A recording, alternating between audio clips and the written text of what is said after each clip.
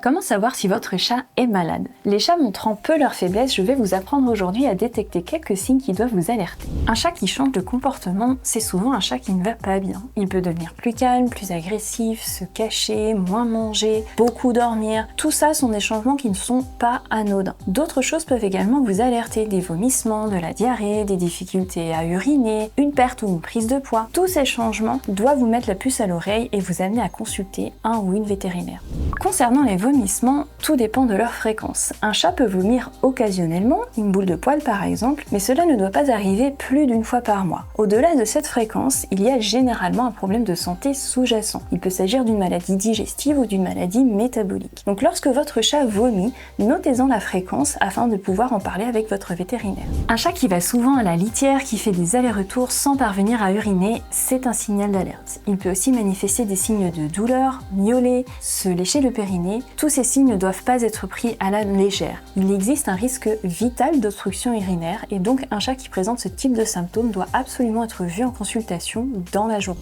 Chez le chat âgé, certaines maladies sont beaucoup plus fréquentes. L'hyperthyroïdie, l'insuffisance rénale, le diabète, l'hypertension. Toutes ces maladies vont provoquer des symptômes que vous pouvez remarquer. Une augmentation de la prise de boisson, une augmentation ou une diminution de l'appétit, des changements de comportement. Tous ces signes doivent être signalés à votre vétérinaire afin qu'il puisse détecter cette maladie le plus tôt possible et la prendre en charge correctement.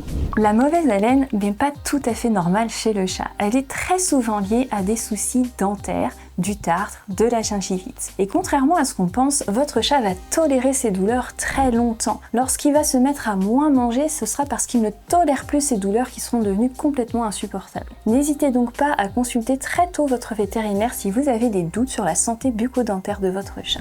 On ne peut pas éviter l'ensemble des maladies chez le chat, mais on peut en limiter un certain nombre. Un bon suivi vétérinaire, 1 à 2 fois par an, vous permettra d'avoir des vaccins, des antiparasitaires adaptés, une alimentation de qualité, un suivi du poids, de l'appétit et une bonne observation des changements comportementaux de votre chat vous permettront de détecter très tôt les moindres anomalies et de pouvoir prendre en charge les maladies dès leur apparition. Tous ces symptômes sont fréquents, mais ils peuvent être correctement pris en charge s'ils sont détectés tôt. La clé est l'observation de votre chat. En cas de doute, consultez toujours votre vétérinaire et abonnez-vous à Mon Chat et Moi pour d'autres conseils.